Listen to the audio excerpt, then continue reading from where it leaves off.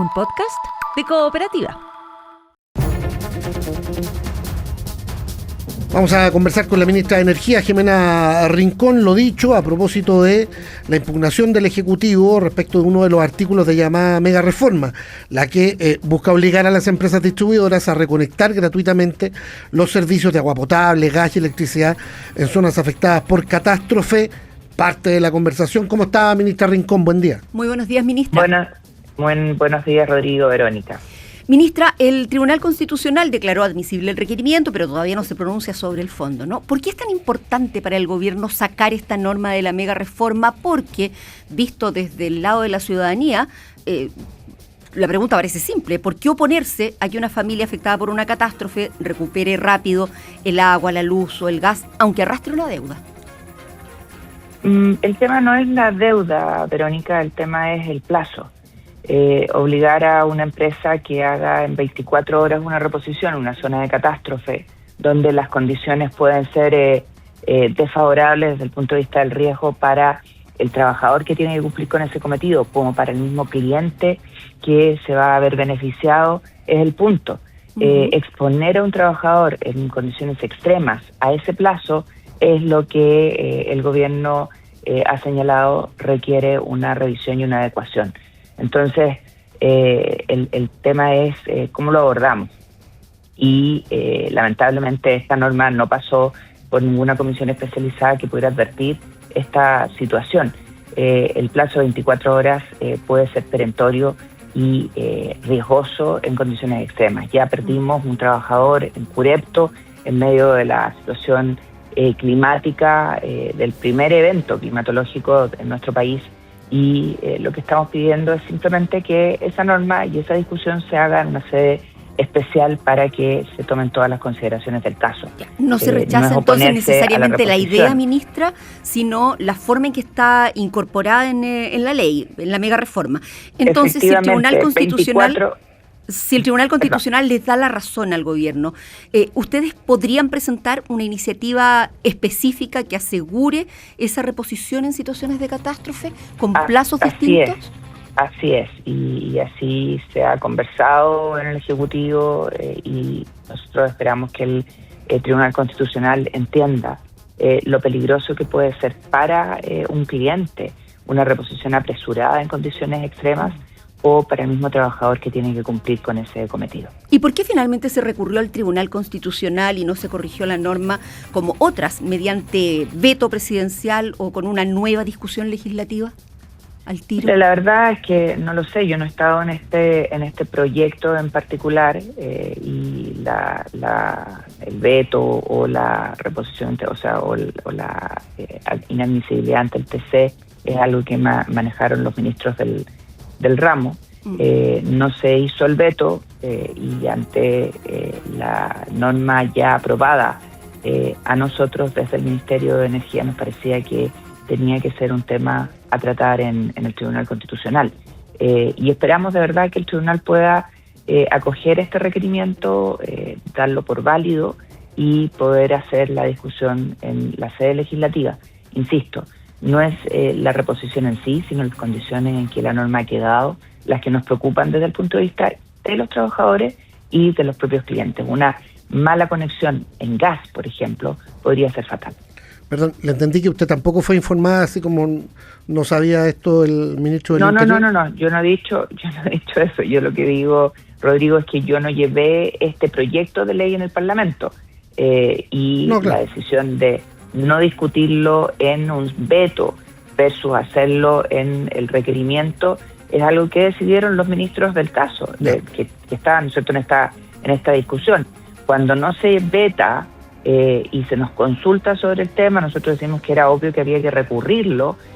¿Para qué? Para poder abordarlo en una discusión legislativa propia y particular. O sea, no participó de la decisión, pero está en línea con la postura que tuvo Hacienda en la práctica. Sí, porque creemos que las cosas tienen que hacerse bien.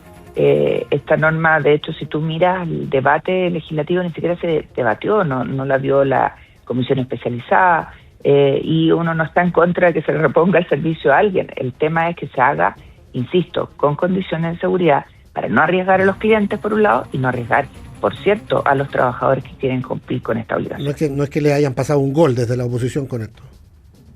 No sé, yo insisto, estuve metida en la ley Ordenemos la Cuenta, que sacamos exitosamente y me alegro por lo que significa para los mismos clientes, para la ciudadanía, y creo que estas cosas, bueno, ocurren. Yo he sido parlamentaria, no es que sea tan extraño que ocurra una cosa así, lo importante es que hayan voluntades de todos para arreglar. Ministra Rincón, estamos conversando con la ministra de Energía. Estos días se han conocido algunos inconvenientes, una investigación derechamente sobre eventuales irregularidades en los reportes ambientales de la ENAP en la refinería de Aconcagua. En particular, un cálculo en los niveles de azufre que han escalado incluso, insisto, a una investigación de carácter penal. ¿Cuál es la opinión del gobierno sobre eso? ¿Le parece grave? ¿Habría que revisar la interna de una empresa que ha estado permanentemente como en el ojo público? Nosotros tuvimos en abril junta de accionistas. En esa junta de accionistas nos impusimos de esta situación y le señalamos al directorio que tenían que hacerse de inmediato las gestiones y las presentaciones ante la Fiscalía y ante la Superintendencia. Y eso se hizo. Creemos que son hechos que tienen que ser investigados, que tienen que resolverse, porque obviamente dañar la fe pública es algo muy complejo. Yo me reuní de hecho con el propio alcalde de Concón, Freddy Ramírez, y conversamos sobre esta situación, y lo importante es que estos hechos se esclarezcan y no se repitan. Sobre lo que ha salido estos días de bonos de cumplimiento que habrían recibido algunos trabajadores que eventualmente habrían entregado información falsa sobre el plan de prevención y descontaminación ambiental, es algo que obviamente aparece muy grave y yo supongo está dentro de la investigación que está haciendo la Fiscalía, el Ministerio Público y, por cierto, la Superintendencia de Medio Ambiente. Ministra, ENAP reconoce que al recalcular la eficiencia de recuperación del azufre superaba el 90%, pero estaba bajo el 98% exigido por el plan ambiental y que había fuentes de emisiones que no estaban siendo contabilizadas en lo concreto. ¿Se puede asegurar hoy a los vecinos de Concón, usted decía que conversó con su alcalde hace unos días, que la refinería está cumpliendo plenamente con sus obligaciones ambientales? Hemos conversado con el alcalde, que es un vecino muy importante y relevante respecto de la refinería, y lo que nos han asegurado los ejecutivos a través del directorio es que se está cumpliendo con las exigencias de los niveles de azufre. Todo lo que ocurrió hacia atrás, que recuerden ustedes que no es algo nuevo, nosotros apenas llegamos y tuvimos la junta accionista, exigimos conocer los detalles de esta situación. Todo lo que ocurrió hacia atrás está en manos de la investigación y yo no, por esa razón no puedo referirme en detalle a lo mismo, no tengo todos los antecedentes, y lo que nosotros como gobierno hicimos en representación del país, porque somos los representantes, ¿no es cierto?, del accionista, es exigir las medidas que correspondían, que era dar cuenta al Ministerio Público y hacer las presentaciones en la Superintendencia. Ministra Rincón, imposible no aprovechar también su experiencia política. Usted fue senadora, fue ministra secretaria general de la Presidencia. La reforma constitucional de seguridad está generando reparos incluso entre los parlamentarios del oficialismo. ¿A usted la convence el proyecto tal como ingresó al Congreso? Yo entiendo que el ministro José García Ruminot y el ministro del ramo, ¿no?, el ministro Arrau, están haciendo todas las conversaciones para poder avanzar en una agenda de seguridad que logre recuperar niveles de estabilidad que tenía nuestro país en este ámbito. Y obviamente para ello hay que conversar y dialogar con el Parlamento, con el Senado y con la Cámara de Diputados. Y yo espero que se avance en esa línea. ¿Por qué? Porque si hay algo que la ciudadanía quiere es poder vivir tranquila. Y eso es algo que ustedes han visto en las encuestas de opinión pública, es un tema muy, muy relevante. Así que yo espero que se logren acuerdos. El gobierno, entiendo, a través de sus ministros, va a cambiar, o se ha abierto a cambiar la urgencia de la reforma de seguridad y poder conversar con los legisladores normativa que logre aunar las voluntades de todos y de todas. ¿Para qué? Para restituir algo que es muy importante, que es la seguridad ciudadana en Chile. Ministra, usted viene de un mundo más bien distinto al que, o del que hoy día forma parte, del gobierno del que hoy día forma parte. ¿Está tranquila con cómo se ha presentado al menos el fondo de esa discusión, de esa reforma, con la acusación de una deriva autoritaria, de una deriva iliberal? ¿Usted eso la deja tranquila hasta ahora, la respuesta que ha dado la moneda? Insisto, porque usted viene del mundo de la concertación, usted fue ministra Rodrigo, de Michelle Bachelet. Y si ustedes buscan en mi trabajo legislativo se podrán encontrar con iniciativas que el gobierno anterior no consideró como un proyecto de ley que presentamos junto al senador Matías Walker y el senador Luciano Cruzcoque de segregación carcelaria, replicando el modelo italiano. Entonces yo creo que el gobierno anterior dejó de hacer en esta materia, y este gobierno le toca enfrentar una situación crítica en el ámbito de seguridad. ¿Y en esa medida a usted le parece razonable que un mandatario pueda mantener un estado de excepción por 120 días, prorrogable por otros 120, sin control parlamentario, considerando que usted fue senadora? Sí, yo creo que eso es parte del debate parlamentario. Solo le voy a decir una cosa. El gobierno anterior, durante toda su gestión, mantuvo el estado de excepción, iban al Parlamento sin ningún antecedente firme que permitiera tener claridad de lo que se estaba haciendo desde el punto de vista de los avances, y se le renovó siempre el estado de excepción.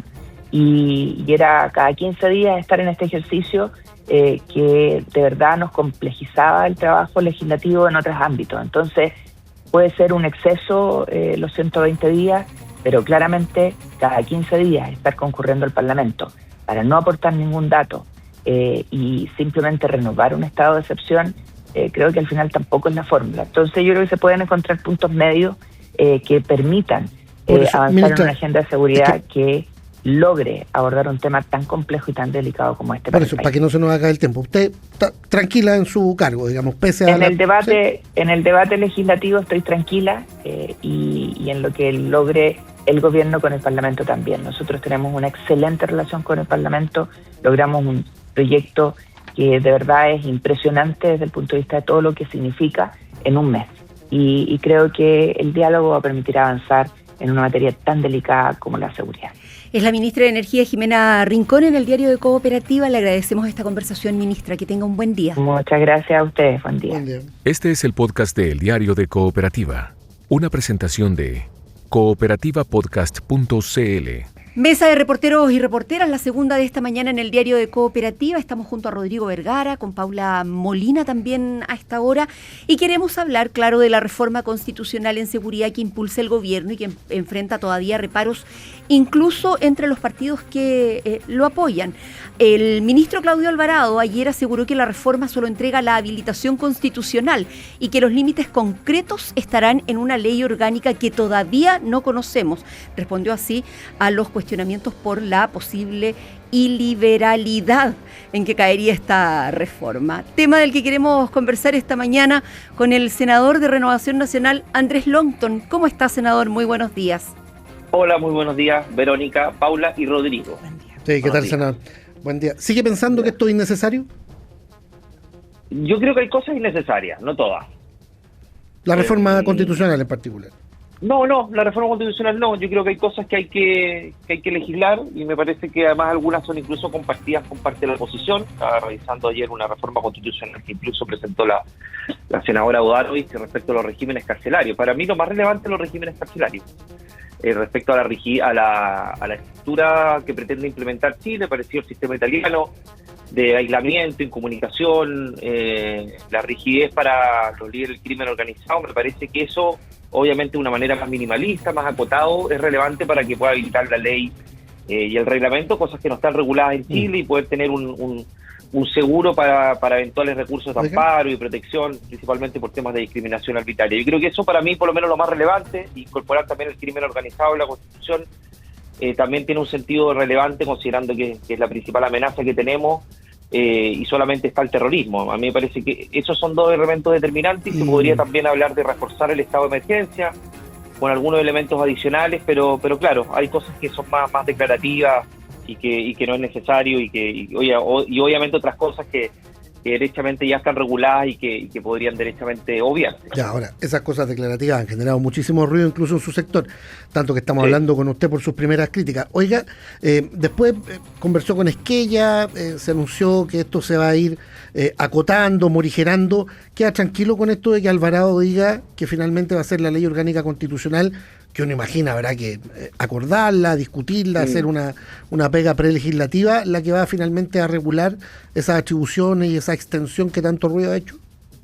No, yo no quedo tan tranquilo, porque lo que pasa es que la Constitución mandata, entonces hay elementos que están en la Constitución que necesariamente van a tener que estar en la ley orgánica, y claramente que esos elementos son determinantes en la Constitución. Entonces hay algunos que no compartimos, otros que sí. Creo que es relevante que no estén algunos de ellos, o que estén diseñados de manera distinta respecto al mecanismo, pero la ley orgánica en general, cuando se reforma la Constitución, las leyes van, o sea, hay un espejo, ¿no? O sea, se conoce el contenido de la ley orgánica, por lo tanto, esa ley orgánica yo por lo menos espero conocerla, al menos sus principales elementos para poder sopesar o no las modificaciones a la Constitución, pero yo creo, pero no se puede poner al mismo nivel la Constitución que la ley orgánica. O sea, la Constitución mandata y la ley orgánica regula después eso, pero establece los elementos esenciales que son los que ya nos tienen con algunas diferencias. Claramente que el detalle se regula en la ley orgánica, eso no hay discusión, pero hay elementos que no tienen que estar en la Constitución o tienen que estar de manera más acotada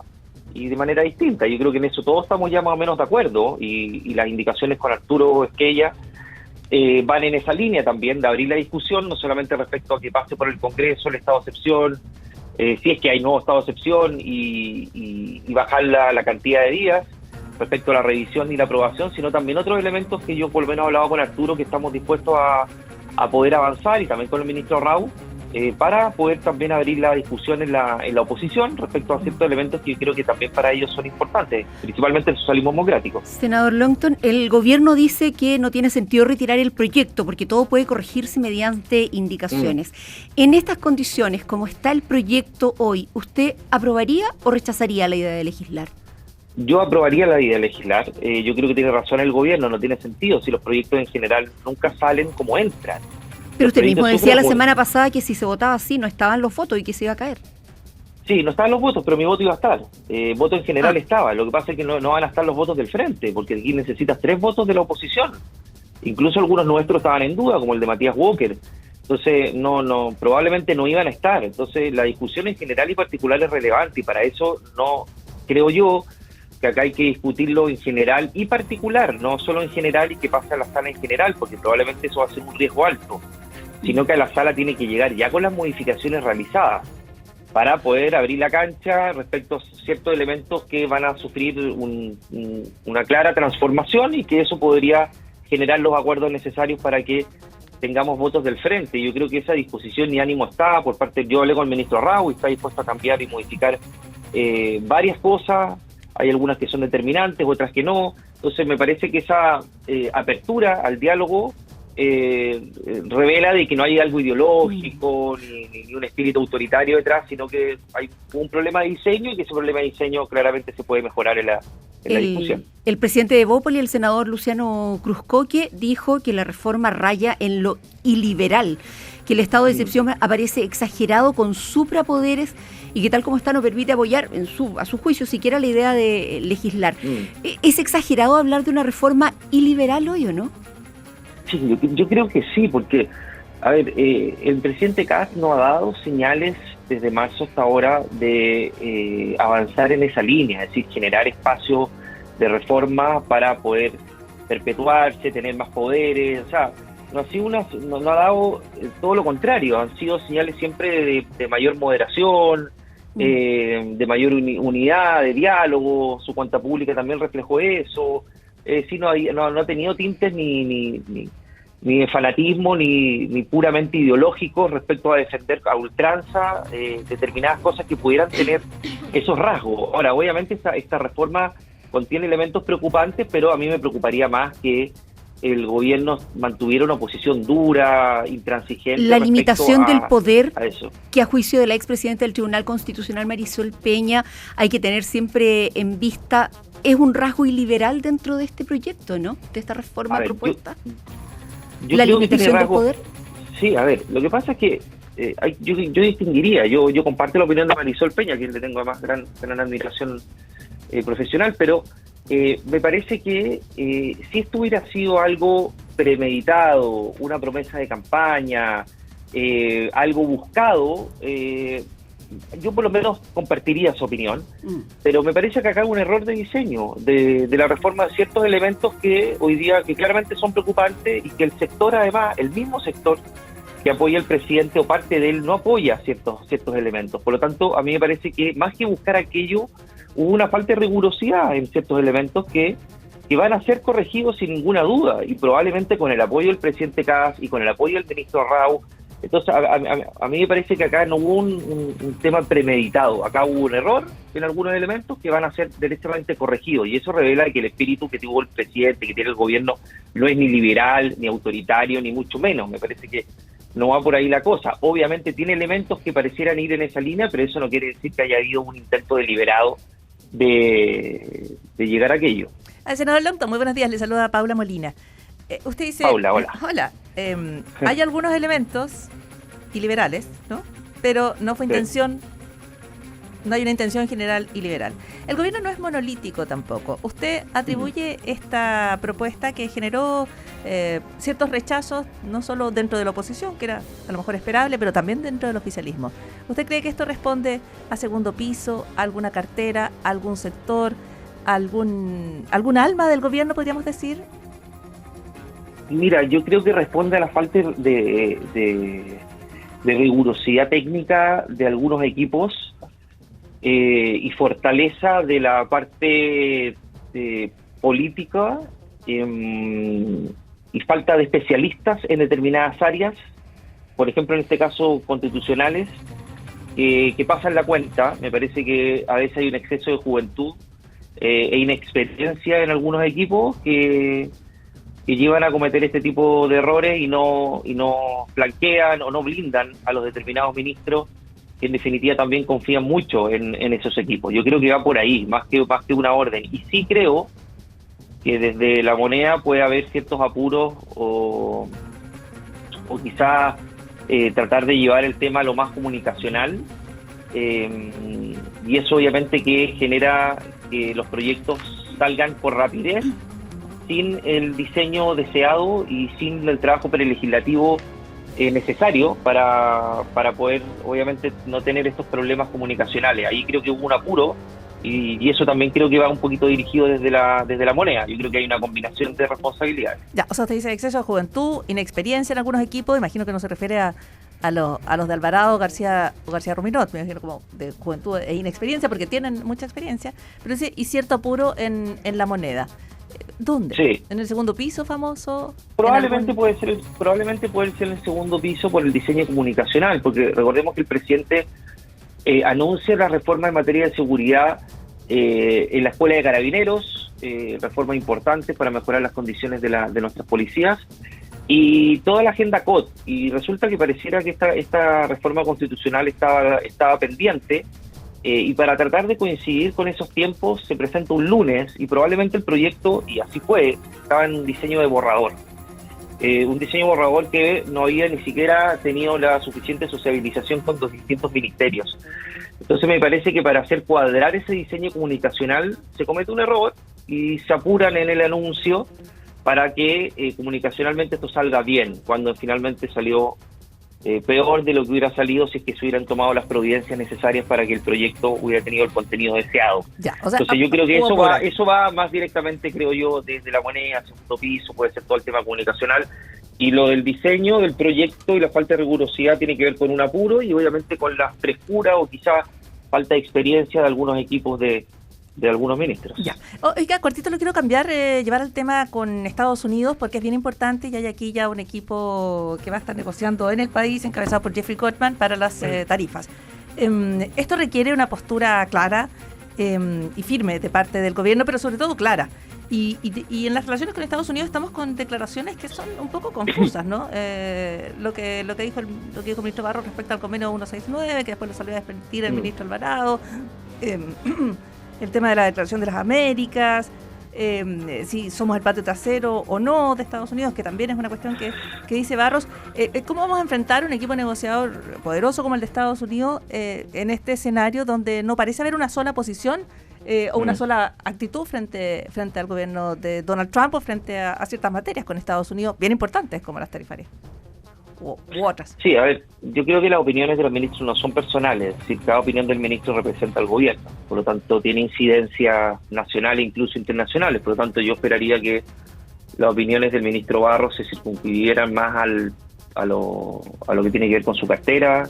Estamos tramitando proyectos muy relevantes en infraestructura crítica, reglas de uso de la fuerza, la misma reforma constitucional y otras materias relevantes en materia de defensa. Entonces yo creo que el ministro debería circunscribirse más a eso y dejar las relaciones internacionales a la Cancillería para no generar esta dualidad de opinión que eventualmente podría arruinar un acuerdo, un diálogo avanzado que vaya en determinada materia para bajar determinados aranceles. Yo sé que el ministro y los subsecretarios están en eso.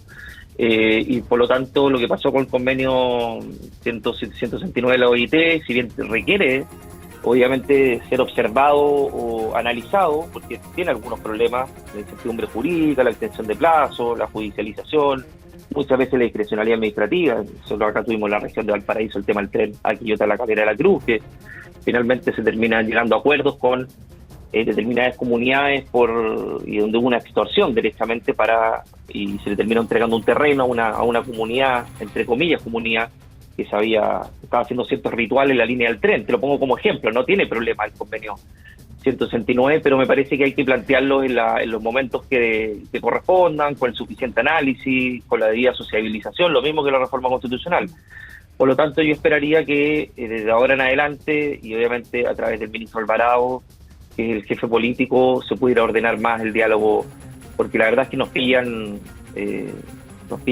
sobre la marcha y sin claridad respecto a qué está pasando en esta área. Entonces, circunscribirlo al canciller me parece fundamental para poder darle un orden mayor. Ya, eso con el tema puntual de los aranceles, pero aquí lo que subyace en varios partidos desde hace varias semanas ya, primero con lo de Codelco, lo de Escucha Su Corazón y otras cosas, es que hay una crítica soterrada al estilo del propio presidente, senador Longton, usted la habrá escuchado, de esto de demasiado dejar hacer, que se generen roces, que se generen discusión y que terminan muchas veces opacando algunos, entre comillas, logros del Ejecutivo con un costo alto, ruidos, desencuentros, roces.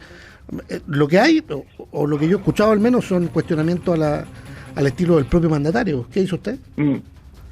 Mira, todos los presidentes tienen estilos distintos. Yo por lo menos he conversado con él y la verdad es que y hemos tenido reuniones con RN y la verdad es que el presidente deja hacer a los ministros, pero claramente con límites establecidos y claros, y cuando se salen de eso, yo he sido no testigo presencial, pero testigo de que el presidente llama al orden y dirige.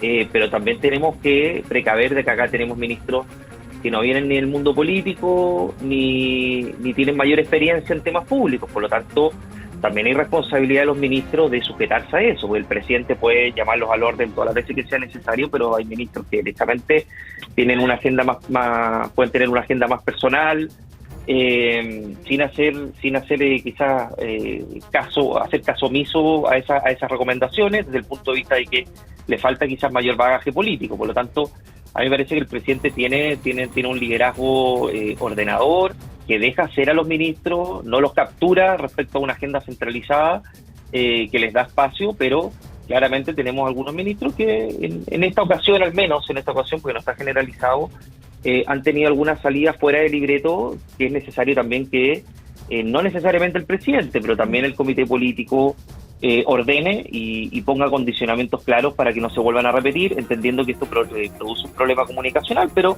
los liderazgos son distintos de los presidentes, ninguno es excluyente de otro, y me parece que el liderazgo del presidente tiene un canal claro respecto a que tiene mayor cercanía, pero también deja hacer a los ministros, y eso también tiene riesgos, pero también tiene muchas virtudes, en cual deja desarrollar agendas a los ministros que muchas veces, ante la rigidez del control, se ven coartados de poder desarrollar sus agendas con libertad. A los que se va a tratar de ordenar hoy, entiendo, a los presidentes de los partidos del oficialismo, ¿no? En esta reunión de la 1:00 p.m, con los ministros Alvarado, García Ruminot y Arrau, para intentar ordenar esta mirada sobre la reforma constitucional en seguridad. ¿De qué depende que se consiga ese orden o no, senador? Mira, yo creo que depende un poco del gobierno, de cuál es la línea roja del gobierno y hasta dónde queremos llegar con los elementos que contienen la misma reforma constitucional, es decir, cuál es el espacio de apertura de modificaciones. A mí me parece que es amplio, y eso va a tender obviamente a calmar a los partidos respecto a que se pueda dar una discusión con mayor espacio, habiendo bajado la urgencia por parte del ministro García. Sí, y eso me parece que es una buena señal, por lo tanto ahí debería ordenarse. Yo creo que lo que va a pasar hoy día es también que los partidos planteen el desorden o la falta de diseño para poder presentar estas reformas, que no es cualquier cosa, una reforma constitucional, entendiendo que hay una agenda de seguridad mucho más robusta, mucho más contundente que la reforma constitucional, y lamentablemente por estos hechos terminan opacándose o invisibilizándose esas reformas que son tan relevantes para el país y para la gente que lo necesita. Entonces me parece que hay que poner el foco en eso, en las cosas que nos unen, en las reformas que están en el Congreso avanzando, ley responsable penal adolescente, estamos votándola, reforma carabinero, etcétera. Entonces se termina llevando la agenda finalmente una reforma que nos divide y que tuvo serios problemas de diseño. Así es, senador, y finalmente, considerando todo aquello y muy cortito, ¿usted descarta totalmente que se retire la reforma de seguridad, que vaya postergándose? No la de seguridad, perdón, pero la constitucional. La reforma. La constitucional. O sea, yo considerando que habrá otras urgencias, que los votantes no eligieron reforma constitucional, sí. No era una promesa de campaña, vamos a cambiar la constitución, no sé si alguien habría votado por aquello. ¿No cree usted que puede eventualmente retirarse? Mira, más que retirarse, porque yo creo que sería un error retirarla, yo creo que puede ser que se postergue desde el punto de vista del contenido y la discusión de la misma, porque tenemos además otras reformas con urgencia, como la de la de responsable penal adolescente, que la estamos votando en la Comisión de Constitución. Ya hay otras reformas con prioridad en esa misma comisión respecto a la agenda que presentó el gobierno. Entonces, lo que no descarto es que esto pueda postergarse un poco y quizá esa postergación quizá a dónde nos lleve, pero me parece que retirarla revelaría de que no hay nada que reformar, y me parece que sí lo hay, y en eso hay coincidencia incluso con partidos de oposición. Y hoy día el Estado necesita más herramientas, necesita mayor control del orden público, por lo tanto creo que hay ciertos elementos del estado de excepción que incluso podrían reforzarse de mejor manera, entendiendo que hoy día con el estado de emergencia se puede ingresar a distintos lugares de nuestro país, pero creo que la Constitución hay que actualizarla y para eso necesita algunas reformas. Es el senador de Renovación Nacional, Andrés Longton, en el Diario de Cooperativa. Le agradecemos esta conversación, senador. Que tenga un buen lunes. Muchas gracias a ustedes. Tengan un buen día. Buen día. Chao. Resumen de noticias en el Diario de Cooperativa. Cumbre oficialista por la reforma constitucional de seguridad. El gobierno evalúa bajar la urgencia mientras intenta ordenar sus filas. En conversación con el Diario de Cooperativa, el senador de Renovación Nacional, Andrés Longton, acusa inexperiencia en algunos equipos de gobierno. Me parece que acá hay un error de diseño de la reforma de ciertos elementos que hoy día que claramente son preocupantes y que el sector, además, el mismo sector que apoya al presidente o parte de él no apoya ciertos elementos. Por lo tanto, a mí me parece que más que buscar aquello, hubo una falta de rigurosidad en ciertos elementos que van a ser corregidos sin ninguna duda. Yo creo que responde a la falta de rigurosidad técnica de algunos equipos y falta de especialistas en determinadas áreas, por ejemplo en este caso constitucionales, y que pasan la cuenta. Me parece que a veces hay un exceso de juventud e inexperiencia en algunos equipos. Se investigan irregularidades presuntamente en reportes de la refinería Aconcagua de la ENAP. Se han reconocido omisiones allí.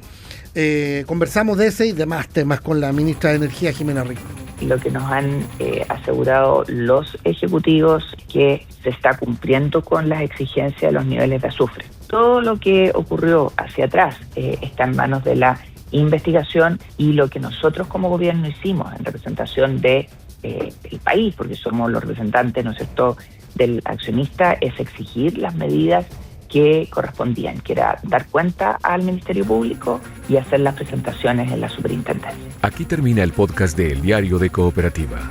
Lo escuchas en vivo, de lunes a viernes desde las 6 de la mañana y todos los días en cooperativapodcast.cl.